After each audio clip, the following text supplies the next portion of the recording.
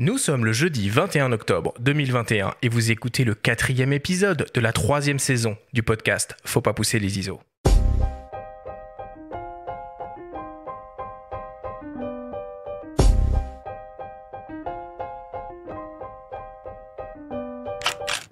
Bienvenue sur Faut pas pousser les ISO, le podcast entièrement dédié à l'image pour tous les passionnés de photos et de vidéos.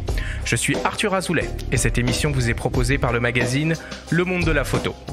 Cette semaine, pour faire écho à l'édition 2021 du prix Bayeux Calvados-Normandie des correspondants de guerre, qui vient tout juste de refermer ses portes, on s'intéresse au reportage de guerre avec la photographe et vidéaste Olga Kravets.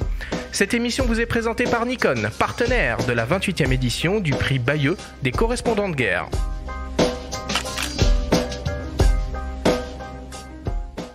C'est parti, 4e émission de cette 3e saison du podcast Faut pas pousser les ISO. Je suis toujours avec toi, Benjamin, le rédacteur en chef du magazine Le Monde de la Photo. Comment vas-tu aujourd'hui ? Eh bien, écoute, je suis très content d'aborder cette thématique qui me tient beaucoup à cœur. Et on n'est pas seul pour discuter de tout ça, puisqu'on a le plaisir de recevoir et d'accueillir Olga Kravets. Alors Olga, si tu le permets, je vais te présenter. Tu es une photoreporter, une vidéoreporter et une réalisatrice d'origine russe. Tes sujets de prédilection sont liés aux droits de l'homme, aux religions et aux conflits. Tu es représentée par la célèbre agence Noor Images. Ton travail est publié dans les plus grands journaux mondiaux, comme Le Monde, le New York Times, The Guardian ou encore le Times. Tu travailles aussi bien sur des sujets courts que sur des sujets longs, seul ou en équipe. Avec ton projet intitulé Grozny 9 Cities, tu as remporté en 2014 le trophée du web journalisme au prestigieux prix Bayeux Calvados-Normandie des correspondants de guerre. Ce projet a été adapté en livre et a remporté en 2017 le Dummy Book Award de la fondation Luma et a aussi été exposé aux Rencontres d'Arles en 2018. Bonjour à toi, Olga, merci beaucoup d'être avec nous aujourd'hui. Merci pour cette invitation. Les présentations sont faites, on commence l'émission avec le Flash Actu.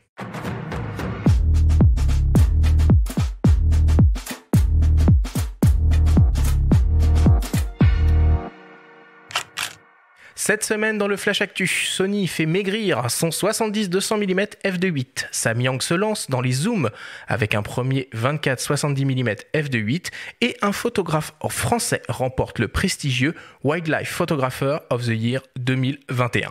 Le Flash Actu vous est présenté par Fox.fr, le site des spécialistes de l'image. Sony annonce la seconde génération de zoom 70 mm f2.8 constant pour son système hybride 24-36 en monture E. Le constructeur a principalement travaillé sur le poids de l'objectif et a réussi le tour de force de lui faire perdre plus de 400 grammes. Pour cela, pas de secret, la formule optique a été entièrement repensée et passe de 23 à 17 éléments avec des verres ED, super ED et pas moins de 3 lentilles asphériques. Autre nouveauté, la distance minimale de mise au point passe de 96 cm à 40 cm au 70 mm. Enfin, on retrouve également d'un point de vue ergonomique une bague manuelle de réglage du diaphragme cranté ou continu. L'objectif est toujours naturellement équipé d'une stabilisation optique avec 3 modes de fonctionnement, d'une quadruple motorisation linéaire XD et est compatible avec les convertisseurs de focale. Il est aussi naturellement protégé contre les intempéries. Le nouveau Sony FE70 200 mm f2.8 GM OSS 2 sera disponible en novembre et proposé au prix de 3 000 €. À noter également que la première génération sera toujours commercialisée.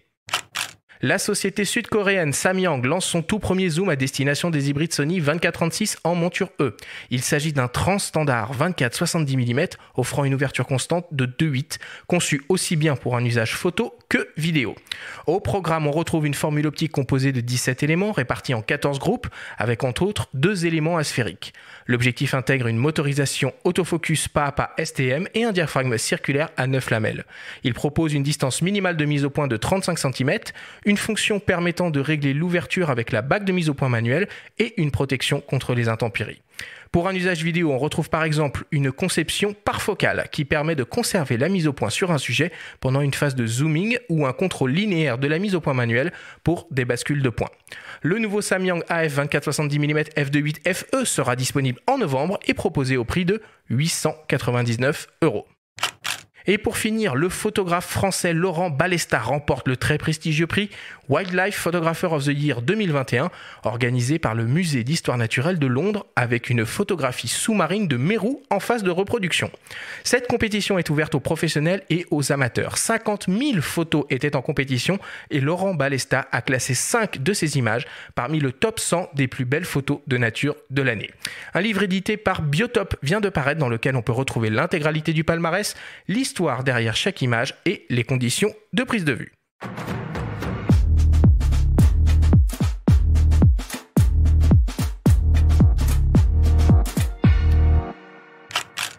Benjamin, une fois de plus, l'actualité est dominée par les nouveaux objectifs qui sortent et qui continuent de sortir, toujours plus grands, toujours plus forts, toujours plus chers. Et oui, il y en a beaucoup pour la monture, encore une fois. C'est intéressant de voir Samyang qui sort son premier zoom. C'était attendu. Eh ben, attends, pour la petite histoire, moi j'ai eu la chance de visiter les usines Samyang, donc en Corée du Sud, il y a, je dirais 5-6 ans, au moment où ils venaient de commencer à sortir des optiques modernes, autofocus pour les hybrides Sony. Et alors quand je leur ai posé la question, bon, vous faites des focales fixes, très bien, et les zooms et la stabilisation, tout ça, et ils m'ont répondu, ça va venir, on y travaille. Et donc voilà. Ouais, ils répondent souvent ça, les ingénieurs. Mais là, on n'y croit pas toujours. Pour une fois, c'est vrai. Et ça arrive enfin, donc c'est très bien. Puis après, Sony a pris de l'avance, donc un 70-200 plus léger en version 2. C'est ça, déjà les deuxièmes versions, quoi. Et voilà, ils en sont déjà à la deuxième phase, quand d'autres attaquent la première. Mais c'est bien, ça va stimuler un petit peu tout le monde. Et puis, il y a accessoirement des petites optiques qui sortent aussi. Il y a Nikon qui sort un 18-140 pour la PSC. Pourquoi pas, c'est bien. C'est des petits zooms qui peuvent faire un petit peu tout. Finalement, c'est des bons compromis, voilà, avec son boîtier quand on veut pas changer d'optique. Et puis Sigma qui sort aussi un 18-50 pour la PSC, monture L et E. Et ça montre que la PSC est toujours là, comme on le dit, à ses micros depuis le début. Olga, j'ai cru comprendre que toi, tu étais utilisatrice de matériel Nikon. Quel boîtier en particulier ? Pas seulement, en fait, on est tous chez l'agence Nour, ambassadeurs de Nikon. D'accord. C'est-à-dire qu'on a de la chance d'avoir vraiment accès aux magnifiques lentilles optiques, boîtiers de Nikon. Mais déjà, moi, je ne suis pas quelqu'un de très, très technique et souvent, on rit avec les techniciens de Nikon parce que parfois, quand je reçois quelque chose qui est nouveau, je les appelle pour donner mon retour et en fait, mes remarques sont plutôt philosophiques et au feeling. Et là, vous parlez sincèrement de rocket science, en mais me c'est donnant important, tous les le feeling. termes. Ouais, t'as raison, mais c'est important. Oui, mais sauf que pour les techniciennes qui sont vraiment passées des années, comme tu as dit, on y travaille, effectivement, c'est incroyablement long, incroyablement dur pour sortir la nouvelle lentille avec la nouvelle technologie. Et parfois, j'avais aussi des réactions parce que j'adore en fait à travailler avec la ligne d'optique assez classique de Nikon. Donc, j'utilise un adaptateur pour le mettre même sur le boîtier sur les hybrides. sans miroir. Pour mettre les optiques réflexes sur les Z.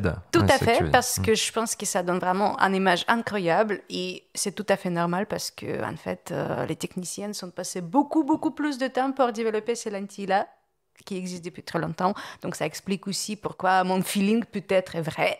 Mais encore une fois, je pense qu'ils vont rigoler en m'écoutant parce que moi, je parle de feeling et pas du tout des aspects techniques. Ouais. Je n'ai pas répondu à ta question sur quel boîtier j'utilise. Du coup, moi, je divise clairement mes boîtiers que j'utilise pour la vidéo et mes boîtiers que j'utilise pour la photo. Je préfère ne pas mélanger les deux. Le pire cauchemar pour moi, quand je pars en tournage et le client dit « moi, je veux les photos et les vidéos », en fait, je refuse les commandes comme ça parce que je pense qu'on peut faire qu'une chose bien à la fois et j'insiste sur ce point. Et du coup, moi, j'utilise pour mes photos Nikon DF, qui n'est pas du tout le leader du marché, mais c'est un boîtier... c'est la première fois que j'entends ça, tiens, le DF. Écoute, ça fait plaisir. Ouais. C'est un boîtier qui avait ses adeptes. Nous, à la rédac, on avait certains adeptes. Il était beau, ce boîtier, déjà, pour commencer. Intéressant, mais on aimait bien lui taper dessus en rappelant qu'il ne faisait pas de vidéo, mais il faisait du live view pour un truc un peu qui se voulait vintage. Bon, c'était des choix un petit peu particuliers, mais là encore, des choix d'ingénieurs, donc peu importe. Ça prouve que les photographes l'aiment, et justement, tant mieux. Le fait qu'il ne fait pas de vidéo, ça me permet de sortir avec ce boîtier et n'y pas être pressé de faire la vidéo. Ouais, ça n'existait pas dans le boîtier, mais c'est un rêve en fait. Et moi, je l'utilise souvent pour le projet perso, avec optique très simple, avec l'optique simple et classique, 35 mm. C'est comme ça que je vois le monde, normalement.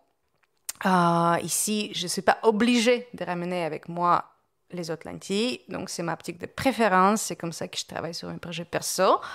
Et évidemment, ce n'est pas toujours le cas, que tu as de la chance de sortir et ne pas devoir faire l'autre chose. Mon deuxième appareil photo, c'est le Nikon Z7, que j'utilise notamment parce qu'il a un mode silent shooting.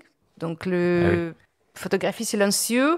Et comme je travaille beaucoup, notamment dans le lieu de culte, comme les mosquées, l'église, en fait, pour mon travail de documentariste, ça m'a débloqué parce qu'avant, j'ai vraiment calculé le moment quand est-ce que je prends la photo. Donc là, avec cet appareil, je suis très libre. Et pour faire des vidéos, c'est le Z6. Bon, tu es très bien équipé. Et toi qui, du coup, discutes beaucoup avec Nikon, j'imagine, est-ce que tu as pu mettre un peu la main sur le prochain, là, qui va bientôt sortir? Peut-être un jour, on ne sait pas, le Z9? Pas encore. Tout à fait. Il y a des collègues chez nous qui font parfois des tests de nouveaux équipements qui sortent avant qu'ils sortent. Mais en fait, je suis déjà tellement ravie avec tout ce que j'ai qu'en fait, je ne suis pas pressée d'avoir...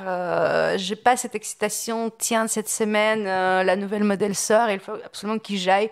Si mon matériel marche bien et s'il répond à mes besoins des cinéastes ou des photographes, tant mieux. C'est très clair. Benjamin Laurent Balesta, premier Français à remporter ce célèbre prix. Ouais, et c'est mérité, tant mieux. Nous, on adore ce qu'il fait, on adore son boulot. Il faut qu'il vienne à ce micro, de toute façon. Ça fait longtemps qu'on se le dit. Au coin du feu, qu'il vienne au coin du feu. Et il faut qu'il nous raconte un petit peu ses expéditions fantastiques au milieu des requins ou sous la Méditerranée. Enfin voilà, c'est quelqu'un de génial et tant mieux et bravo à lui. Et puis un mot sur le prix 6 mois du photojournalisme, puisqu'on est toujours dans la partie un petit peu image. Le prix 6 mois qui existe depuis 2 ans et qui vient d'être décerné à 2 photographes, Fabiola Ferrero et Seif Kousmat, pour des sujets qui vont se dérouler au Venezuela et au Maroc, avec une thématique liée à l'environnement pour le second. Et c'est un très beau prix doté de 10 000 €. Voilà, donc ces 2 photographes vont se partager cette somme pour mener leur projet à bien. Et c'est une belle initiative pour ce magazine dont on a parlé la semaine dernière, puisqu'il fête ses 10 ans d'existence. Voilà pour l'actu, je vous propose qu'on passe à la suite. Et Benjamin, je te donne la parole avec une excitation toute particulière cette semaine. C'est le moment de ta chronique hebdomadaire, de ta story. Et tu reviens sur The Affaire qui bouscule actuellement le monde du photojournalisme.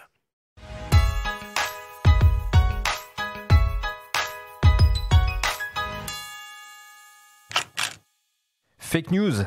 Donald Trump n'aurait pas loupé l'occasion de tweeter son expression favorite en apprenant les faits si son compte n'avait pas été suspendu. Ironie du sort, une fois n'est pas coutume, il n'aurait pas eu tort. Le livre de Vélez, signé Jonas Bendixen, photographe de l'agence Magnum, a été fabriqué de toutes pièces. Les textes, générés à l'aide d'algorithmes d'intelligence artificielle. Les photos, elles ont bel et bien été prises sur place, dans la ville de Vélez, en Macédoine du Nord. Mais tous les sujets, animaux ou êtres humains, ont été modélisés en 3D par l'auteur lui-même. Le sujet paraît pourtant plus vrai que nature. Il a été adoubé par l'agence Magnum, puis sélectionné par les équipes de Visa pour l'image et projeté lors de la semaine professionnelle de la 33e édition, en septembre. Avant que, quelques jours plus tard, le photographe révèle son stratagème. La démonstration est implacable. Monter un sujet de toutes pièces est à la portée de tous. La méfiance, la vérification des sources est plus que jamais de mise, même lorsqu'il est question d'un photographe établi comme lui. Les gens ont mordu à l'hameçon et ont cru à mon faux reportage parce que je constitue une source crédible. Mais quand on regarde la manière dont le paysage médiatique est fragmenté, on peut dire que tout le monde peut avancer une source légitime à ses yeux. A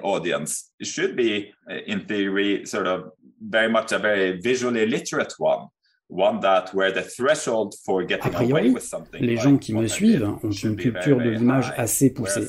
Ce qui suggère que les chances qu'un sujet tel que je l'ai monté a normalement peu de chances de passer sans éveiller de suspicion, alors qu'il passerait inaperçu auprès d'autres communautés n'ayant pas ce niveau de culture visuelle. Et c'est bien là tout le problème. Face à l'afflux d'informations, il rappelle combien la prise en compte du contexte est essentiel pour que le photojournalisme conserve ses lettres de noblesse aussi bien au niveau local que mondial. It's coming at us from so many more places. And sort of the art of les informations nous parviennent de multiples sources. L'art de distinguer, de faire la part des choses et remettre les éléments dans leur contexte sera d'autant plus important dans les années à venir. Le photojournalisme ou la photographie documentaire perd tout son intérêt hors contexte. Mais si on en tient compte, ces disciplines ont un énorme pouvoir. Si mon sujet avait été publié dans un journal à Vélez, les habitants se seraient demandé pourquoi il y a des ours sur certaines images alors qu'ils n'en ont jamais vu autour de la ville. Pour autant, je pense qu'il est important d'avoir du recul.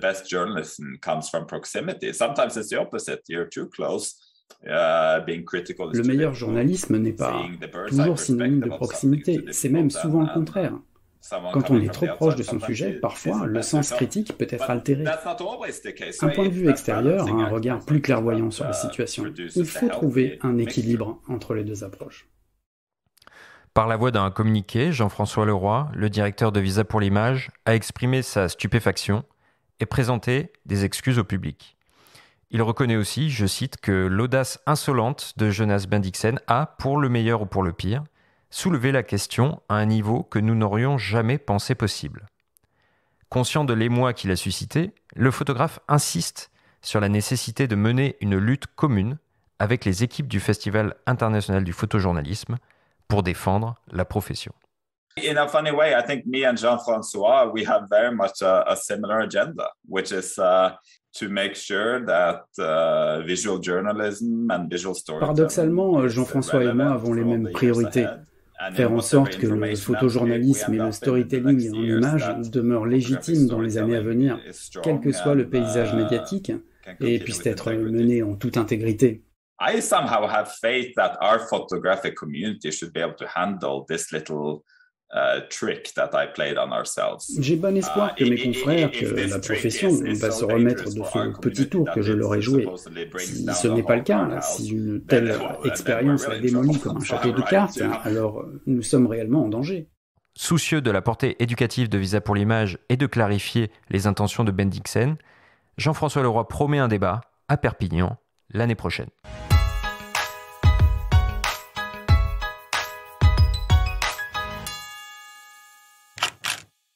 Alors avant de réagir, je remercie évidemment Robert Dessy, qui est la voix française sur celle de Jonas. Benjamin, moi j'aimerais beaucoup entendre le point de vue de Jean-François Leroy sur tout ça. Et oui, Jean-François, on l'a contacté, il refuse pour l'instant de s'exprimer, il nous renvoie à son communiqué diffusé sur Facebook en septembre. Il est évidemment très en colère, furieux, et quand on le connaît, on imagine un petit peu l'état dans lequel il est. Il donne rendez-vous l'année prochaine, comme évoqué dans la chronique, pour un débat sur le sujet pendant le festival. Il est évident que cette démonstration n'a pas plu à tout le monde, mais elle a le mérite d'amener le vrai sujet sur la table, qui est la vérification des sources et la vérification des informations. Il faut juste rappeler une chose, c'est que la plupart des photos ont bien été prises sur place à Vélez. Il y a bien un livre de Vélez qui existe aussi à la base, qui est soi-disant un manuscrit, des textes anciens, et qui s'est avéré être un faux aussi. Et apprenant tout cela, Jonas Bendixen s'est dit « Tiens, je tiens mon sujet, et moi-même, je vais produire un faux et le présenter comme un vrai sujet au public. » Et le pire, c'est que ça a marché. Il a floué l'agence Magnum, donc ses pairs, il a floué le festival de Visa pour l'image, et il a floué le public, qui a vu ces images en grand lors d'une exposition à Camposanto. La preuve est implacable que même un photographe de renom peut flouer son audience, ou surtout un photographe peut flouer son audience, mais quiconque maîtrise un petit peu des outils de manière rudimentaire peut le faire. Olga, on a très envie d'entendre ta réaction sur tout ça. Ouais, moi, je suis convaincue que cette œuvre, c'est un chef-d'œuvre en soi-même. Et quand je parle de l'œuvre, je ne parle pas de reportage ou faux reportage ou chaque photo séparément. En fait, je parle de l'ensemble de l'action menée par Bendixen, qui, à mon avis, je pense qu'on l'a bien entendu tout à l'heure, en fait, il a souhaité d'être découvert beaucoup plus tôt, par ses collègues à Magnum. Il était surpris de ne pas avoir été découvert plus tôt. Tout à fait. Et en fait, je pense que si on juge juste ces photos, si c'était un vrai reportage, c'est un reportage de qualité, mais il n'y a rien d'exceptionnel. Après, moi, je viens de l'Europe de l'Est, donc tous ces paysages, tous ces intérieurs, et comment les gens... c'est très vraisemblable. Vraiment, les gens, ils rappellent des vrais Macédoines. J'habitais dans le Balkan. Je ne peux pas dire que ce n'est pas vrai. Hein. Les ours, franchement, je ne les ai pas vus dans les photos. Peut-être, je n'ai pas encore le livre. Et on voit un ours, par exemple, en pleine ville qui boit de l'eau de la rivière. Voilà. Je pense que là, donc du coup, effectivement, je n'ai pas vu la photo en question. Mais parce qu'en Europe de l'Est, on a aussi des blagues que les Occidentaux pensent que dans notre rue, il y a des ours qui se baladent, qui est pas du tout le cas, dans la plupart des cas. Donc, je pense que même en mettant ce ours, peut-être c'était aussi un espèce d'indice. Les gars, ça n'existait pas, pensez un peu. Donc, si on juge ce reportage comme en étant vrai, voilà, c'est un travail de qualité pour un magazine, on peut dire, sur la situation dans cette ville, mais il n'y a rien d'exceptionnel. D'ailleurs, c'est presque bizarre que Visa pour l'image le choisisse, parce que ce n'est pas un reportage de guerre, c'est aussi... Peut-être ils le choisissent parce que c'est Jonas Bendixen, parce que c'est le nom, et du coup, parmi les gens qui proposent leur travail. Après, je ne peux pas rentrer dans le cerveau de Jean-François, mais souvent, c'est plus ou moins les mêmes photographes qui sont exposés à Visa à travers des années. On le critique pour ça aussi, parce qu'il est connu, on dit que c'était plus facile pour lui de produire un faux reportage. Oui, tout à fait, mais c'est pour ça... Parce que vous pensez que s'il n'avait pas été connu, il y aurait eu un travail de vérification plus approfondi ? Non, c'est juste que s'il n'était pas connu... On peut le penser. Voilà, encore une fois, c'est des jugements un peu subjectifs, mais s'il n'était pas si connu, c'est pas un reportage remarquable. C'est pas tout ce qu'on a évoqué tout à l'heure avec le prix Bayeux décerné à ce photographe anonyme qui a couvert un événement atroce. Donc là, on est dans la ville où il se passe techniquement rien. En plus, c'est l'histoire sur les gens qui travaillent devant les ordinateurs, donc il n'y a rien extrêmement visuel, rien de bluffant. Donc c'est vrai. Ça touche au sujet à la base des fake news aussi. Il se rend en Macédoine, dans cette ville de Vélez, qui est suspectée comme étant un terreau de hackers qui serait intervenu en 2016 pendant l'élection américaine et aurait influencé les résultats et amené en partie à l'élection de Donald Trump. Tout un storytelling autour de tout ça. Ouais. Voilà, les fake news viennent de là à la base. Ensuite, il y a le livre de Vélez qui s'avère être mêlé à ça, qui est lui-même un faux, etc. Ce qui a amené Bendixen à tout ça. Mais ce qu'il en ressort effectivement, c'est qu'il a été un petit peu taxé par certains d'opportunisme, dans le sens où, comme il est connu, il a pu jouer de sa réputation pour réussir à produire ce sujet qui, comme tu le dis à la base, peut être jugé comme pas forcément le plus intéressant par rapport à d'autres. Moi, j'ai envie de dire, chapeau Jonas Bendixen, et peut-être il n'a pas besoin de s'appeler photojournaliste à ce moment. Moi, je pense que photojournalisme, comme on le connaît, il est de toute façon en train de mourir, parce que si on parle de photojournalisme, il a deux parties, il a le photographe et le média. Et les médias, ils sont plus là pour nous soutenir, pour financer notre travail, pour nous donner assez de travail pour tout le monde. On est nombreux de faire des photos de qualité. Et donc, c'est-à-dire, par contre, si on parle de Jonas Bendixen comme un plasticien, comme un auteur dans le cadre de l'art moderne, mais il a passé un cas. Il est arrivé à l'autre niveau. Et franchement, merci à lui d'avoir fait ce test sur notre communauté pour qu'on comprenne que c'est tellement facile de nous faire arnaquer. Et si nous, on peut se faire arnaquer tellement facilement, qu'est-ce qui va devenir aux spectateurs ? Donc merci à lui pour vraiment avoir soulevé cette problématique. Il faut qu'on en parle. Et une dernière chose qu'il faut préciser, tu parles d'œuvre, tu as raison, cette œuvre reste en vente et disponible à la vente. Le livre de Vélez de Jonas Bendixen peut être acheté, en sachant tout le travail qu'il y a derrière, que c'est un faux, qu'il a suivi lui-même des cours sur YouTube pour modéliser ses personnages et pour bidonner les textes, et qu'il a tout fait lui-même. C'est une œuvre qui est disponible. Alors peut-être qu'il pourra même pousser le curseur un poil plus loin et vendre les modélisations de 3D de ses personnages en NFT pour aller un petit peu plus loin dans son process. Tu peux lui soumettre l'idée. Mais après, tu mérites futur une commission. Futur agent de Bendixen. Attention, il est chez Magnum quand même. Hein. Bon. Ok, en tout cas, merci beaucoup Benjamin pour cette story. C'est un sujet qui est passionnant et je pense qu'on aura l'occasion d'y revenir dans les semaines ou dans les mois à venir. On fait une petite pause, une petite respiration et on revient dans quelques secondes après une courte publicité. Vous aimez Faut pas pousser les ISO? Et si vous découvriez Le Monde de la Photo, le magazine?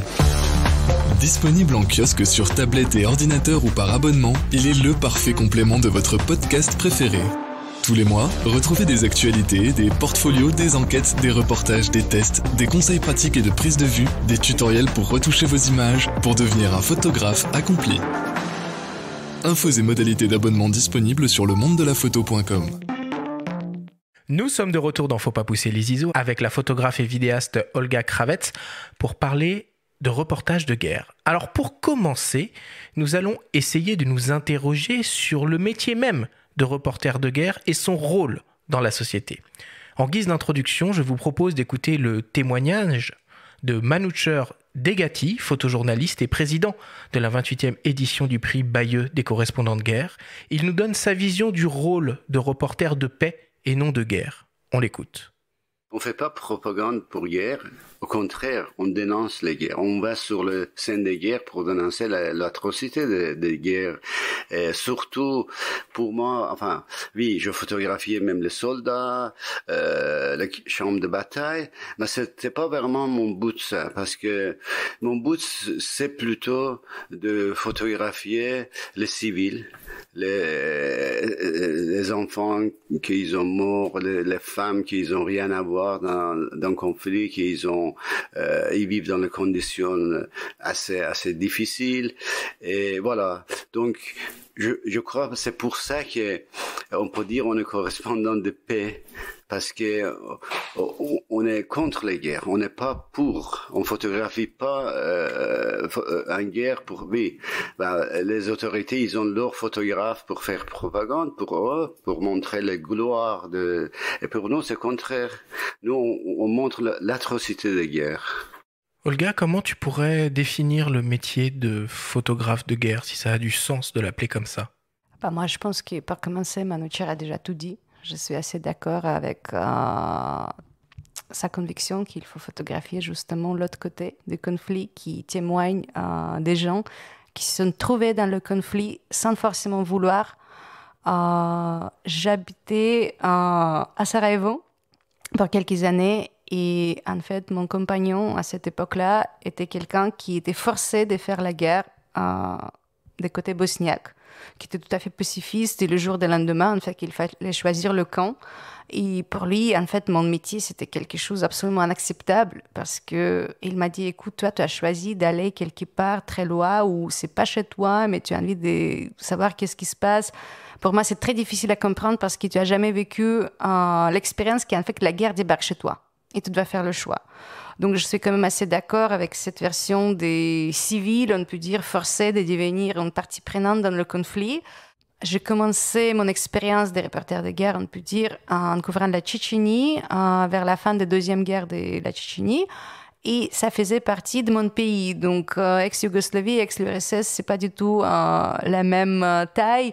Donc, la guerre en Tchétchénie, ça pouvait paraître très loin pour un jeune moscovite, mais en même temps, c'était chez nous. Donc, dans quelque sorte, j'ai suivi ma propre culpabilité envers nos propres concitoyens qui ont voulu, au bout des moments, quand l'URSS n'était plus, de devenir indépendants. Et le Kremlin n'y les a pas donné cette indépendance, donc par conséquent, deux guerres sanglantes, fausses communes qu'ils n'ont toujours pas découvert, milliers de disparus, et ensuite le régime qui a donné la carte blanche sur ces méthodes, qui en fait, c'est la Tchétchénie aujourd'hui est régnée par quelqu'un qui torture son peuple. Manoucher, donc qui est le frère de Reza, on le rappelle pour la petite histoire, Manoucher Degati, lui, se voit comme un correspondant de paix. Et comment on fait pour voir la paix comme ça devant de telles images d'atrocités? Moi, je n'ai pas fait beaucoup d'images d'atrocités. Et je me souviens d'ailleurs, c'était à Bayeux en 2015, si je ne me trompe pas, c'était un photographe turc qui a gagné avec son reportage où en fait il était forcé d'être témoin et photographier la scène de décapitation. C'était tout début de Daesh et on a vu en fait la cœur brisé et la tête absolument perdue de ce monsieur, donc je ne me souviens plus le nom, c'est absolument horrible, je suis désolée. Donc je pense que parmi tout le monde qui couvre ces événements, c'est pas qu'on a envie de se trouver des témoins d'atrocités. Et moi, surtout, trop tôt, j'ai fait quand même quelques reportages, on peut dire, frontline. D'ailleurs, malheureusement, mes disques durs étaient volés, donc je n'ai pas de sauvegarde à l'époque, j'étais jeune photographe. Et peut-être pour le mieux, parce que depuis, j'ai compris que faire les super photos sur la ligne de front, bon, il y a évidemment le danger, l'adrénaline et tout, mais en fait, c'est beaucoup plus facile qu'aller de chercher le sujet beaucoup plus sensible, beaucoup plus caché, au cœur des foyers civils, en emprise en fait. À Homs, j'ai rencontré un très vieux monsieur qui avait plus de 80 ans. Homs en Syrie, tu veux dire? Homs, ouais, à Homs en Syrie. J'ai rencontré un vieux monsieur qui avait environ 80 ans et qui disait qu'en fait, quand la ville était sous le rebelle, le fait qu'il n'ait pas quitté la ville et qu'il est resté chez lui, lui faisait se faire soupçonner d'être espion du régime. Et quand le régime a chassé le rebelle, le régime a pensé pareil. Mais son seul but, c'était juste la préserver à la maison. Et c'est vrai que par rapport aux autres maisons des quartiers, il a quand même le gardé en état assez incroyable, vu la destruction de la ville. Donc en fait, voilà, c'était sa seul but, de préserver la maison pour les futures générations de sa famille. Olga, quand on photographie, alors soit un conflit directement en frontline, comme tu le dis, ou les conséquences d'un conflit, il y a quand on fait un reportage, il y a une question qui se pose un peu toujours, c'est l'équilibre ou le débat qu'il y a entre le point de vue subjectif et le point de vue objectif sur la situation et le sujet qu'on souhaite photographier. Selon toi, un reporter de guerre doit être totalement objectif ou au contraire, il se doit d'être subjectif et d'aborder ces sujets avec sa propre vision et son propre point de vue?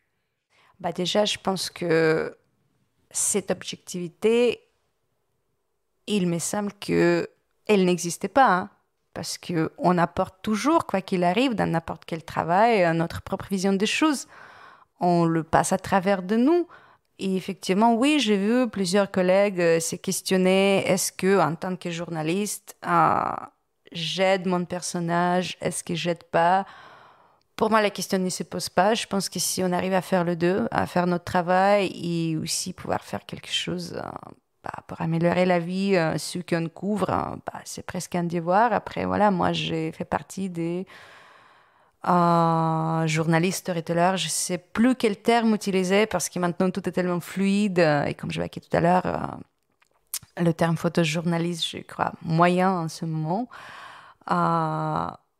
Donc voilà, on s'en fout en fait quel terme on utilise, mais si on est sur le terrain avec un appareil, ça peut être aussi un enregistreur, ça peut être aussi une caméra vidéo, en fait on est aussi être humain et la connexion avec le personnage, c'est aussi en fait qu'est-ce qu'on fait pour eux. Parce que, encore une fois, je ne suis pas trop fan de ce type de parachute journalism, comme disent les Anglais, quand tu parachutes quelque part, tu passes une journée, 2 jours, et tu pars, et tu es moi. En fait, je pense qu'avec n'importe quel niveau d'expérience, si c'est ton première fois dans le pays, c'est pas assez. Effectivement, c'est pas juste la faute des gens qui peuvent faire que 2 jours de travail, c'est aussi la réalité économique du marché, des médias. Et ça, c'est l'ADN de toute façon de l'agence Nour, à laquelle tu appartiens, et de Stanley Green, un des fondateurs, qui était lui-même très engagé, notamment sur la cause tchétchène. Donc finalement, toute la subjectivité, elle est presque revendiquée dans ton travail, non? Nous, on ne se cache pas. Hein. C'est écrit sur notre site, sur notre compte Instagram, qui on est le collectif de storytellers auteurs engagés. Chez nous, on a décidé d'arrêter de juste utiliser le mot photojournaliste parce qu'en fait, la pratique de chacun est très, très diversifiée en ce moment. Donc nous, on s'est présent comme un collectif des auteurs en ce moment. Et des auteurs, du coup, engagés, c'est pas caché. En fait, c'est pour ça aussi les gens nous embauchent, parce qu'ils savent qu'on prend le travail qui nous tiendra à cœur et qu'on pourra vraiment plonger dedans. Mais engagé, ça veut dire que si, par exemple, toi, tu es russe, tu vas en Tchétchénie, tu couvres ce conflit-là avec une sensibilité, du coup, revendiquée. Bon, Stanley Green, lui, cachait pas à l'époque, il prenait la cause tchétchène à Grozny, quand il voyait les bombardements, etc. Enfin, il était clairement du côté des victimes, de toute façon, toujours du côté des victimes. Toi, tu vas assumer de prendre parti pour les victimes ou tu vas essayer d'aller documenter côté russe aussi? En fait, dans le cadre de travail, en Tchétchénie. J'aurais trop aimé d'être accueilli par les soldats russes sur leur base militaire, sauf que pour le photojournaliste indépendant, donc je me présentais comme ça à l'époque, c'était hors question. Et je pense que Stanley aurait fait ça de toute manière s'il a été invité, mais tout en portant son béret de résistance tchétchène qu'il a porté jusqu'à la fin de sa vie. En fait, être engagé, ça ne va pas dire ni pas voir l'autre côté. Être engagé, ça ne va pas dire de faire la propagande. En fait, être engagé, c'est d'avoir enquêté sur ton sujet, de le mériter, d'avoir enquêté sur ton sujet, de le maîtriser, en fait, pour pouvoir permettre ce niveau de subjectivité que tu ramènes avec ton expérience. Est-ce que tu peux nous parler un peu de ton travail concret sur le terrain ? Comment ça se passe ? Déjà, comment tu fais pour être au bon endroit, au bon moment ? Comment tu gères ta sécurité ? Qui t'aide sur le terrain pour pouvoir faire les images que tu souhaites ramener ? Il n'y a pas des règles strictes parce que chaque pays est très, très différent. Donc, si on parle de mon travail en Tchétchénie, effectivement, on a très peu utilisé l'aide de tout ce qu'on appelle les fixeurs. Donc, le fixeur, pour ceux qui ne connaissent pas, c'est quelqu'un qui aide les journalistes sur le terrain, ou les cinéastes d'ailleurs, ou n'importe quel auteur qui se rend sur place quelque part où il ne connaît pas toutes les règles de sécurité, comment tu te déplaces, qu'est-ce que tu fais. Donc, effectivement, en Tchétchénie, comme tout le monde parle russe, déjà, il n'y a pas de barrière de langue et nos connexions sur le terrain nous permettaient d'être assez autonomes. Là, par exemple, je prépare un voyage à Burkina Faso, le pays où j'ai jamais visité. Je vais avoir 3-4 jours sur place. Donc, effectivement, je suis absolument obligée de passer par un journaliste local qui me prépare, en fait, mon travail. Et justement, tu parles de journalisme local. Il y a de plus en plus de sujets qui émanent de civils ou de personnes qui ne sont pas des journalistes ou des reporters confirmés.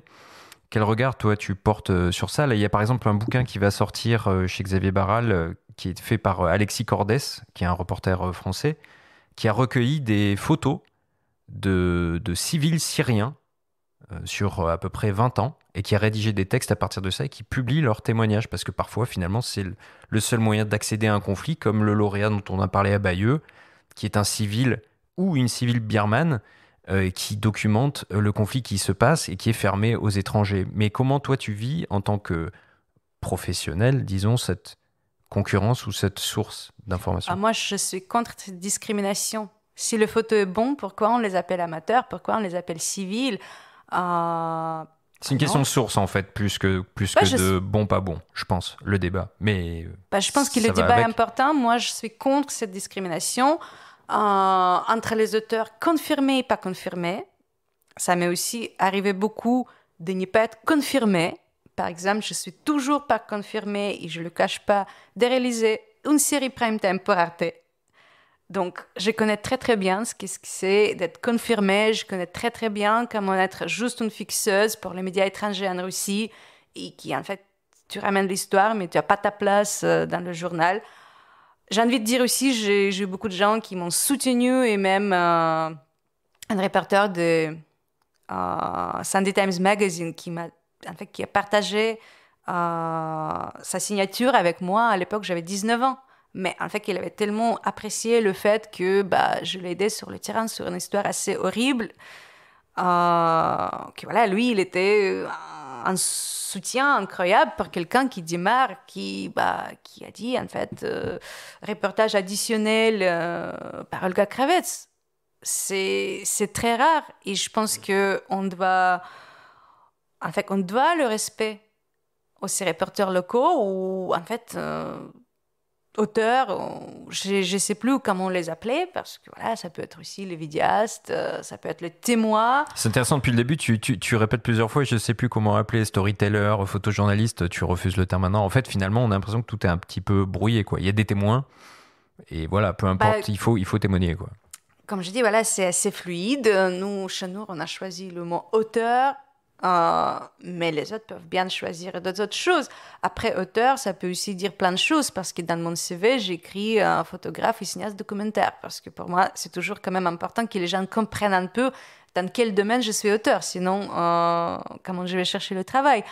Mais par rapport aux journalistes, photographes, auteurs locaux, on a aussi beaucoup réfléchi depuis le départ de Covid chez nous, parce que on sait très bien que nos carrières respectives dépendent beaucoup des déplacements.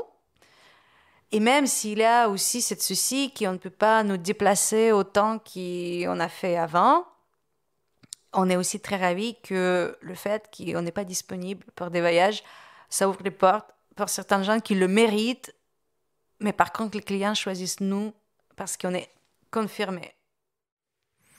Alors évidemment, comme tout photographe ou comme tout vidéaste, un reporter de guerre ou un auteur, comme tu le précises, doit pouvoir gagner sa vie, pour vivre avant tout, mais aussi pour continuer à exercer son métier. Pierre Terjman, photographe, président et cofondateur de l'association Disturb, évoque les difficultés du métier et reste malgré tout à la recherche de jeunes talents. On l'écoute.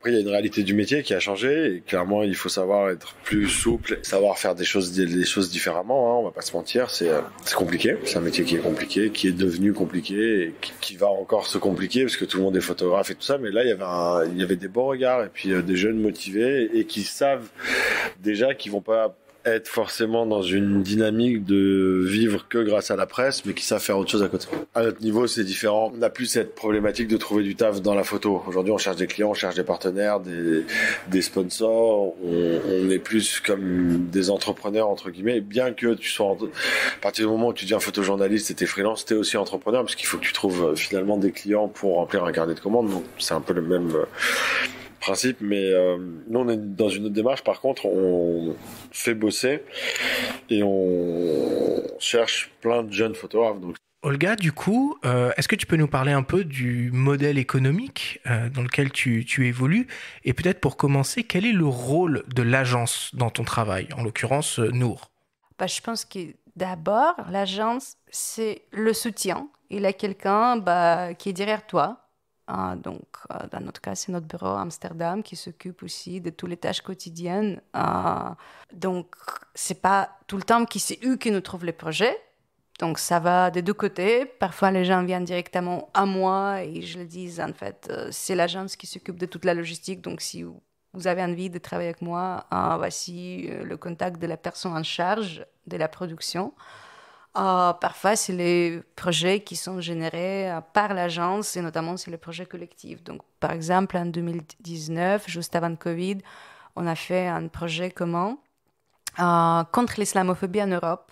Malheureusement, c'était très peu exposé jusqu'à maintenant à cause des Covid, mais on espère que ce travail verra le jour plus profondément qui c'était le cas à cause du Covid. Si je reviens sur le modèle économique, je suis d'accord avec Pierre que cette génération qui arrive, ils ont beaucoup plus que nous, en tout cas moi, l'esprit d'entrepreneuriat déjà dans leur tête. Moi, j'ai fait l'école de journalisme à Moscou et ensuite j'ai fait le master de photographie documentaire à Londres.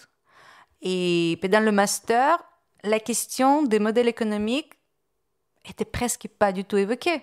Après, les études étaient super intéressantes. Par exemple, dans mon université, il y avait des archives de Stanley Kubrick. Donc, c'était quand même assez passionnant de pouvoir mettre les mains sur le vrai tirage de Kubrick. Mais par contre, moi, quand je suis venue à ce master, j'avais déjà 5 ans d'expérience professionnelle. Donc, j'ai imaginé plus ou moins comment ça se passe, à quel point c'est compliqué. Il y avait des gens qui sont travaillés pendant quelques années les nuits dans le bar pour faire des économies pour payer ses études dans cette université, où en fait ils en arrivaient aussi pour comprendre comment ce métier marche. Donc j'ai envie qui dans le système d'éducation international du coup ça change. J'ai envie que ça change. J'ai envie que les jeunes photographes apprennent sur l'état de métier.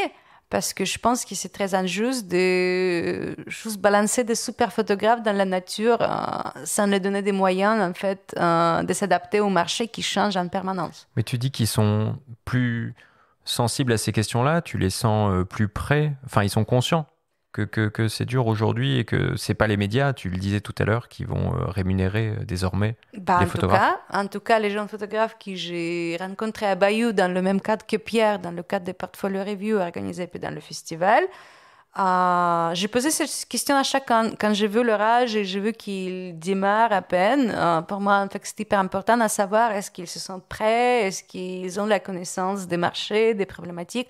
Et j'étais vraiment agréablement étonnée que dans leurs études, tout ça a été évoqué beaucoup de fois. Il y avait même un jeune photographe qui m'a parlé qu'il a déjà s'est préparé un business plan. Chapeau. Est-ce que tu peux nous donner peut-être un exemple un peu concret de tout ça? Comment tu fais quand tu as un projet, une idée de reportage, d'histoire que tu veux monter? Comment tu fais pour la financer? Encore une fois, il n'y a pas de règles. Et d'ailleurs, on va aussi faire une énorme différence entre le projet que je conçois moi-même et que je souhaite qu'il aboutisse et le projet soi-disant commande. Donc, si c'est une commande, c'est tout à fait clair. Par exemple, et c'est ça aussi la tâche où avoir une agence c'est indispensable, par exemple, on répond aux appels d'offres. C'est-à-dire, par exemple, moi j'adore travailler avec les ONG. Comme je suis auteur très engagé, donc en fait, ça me parle de travailler avec les ONG qui travaillent sur les questions de torture, des peines de mort, avec des militants qui risquent leur vie.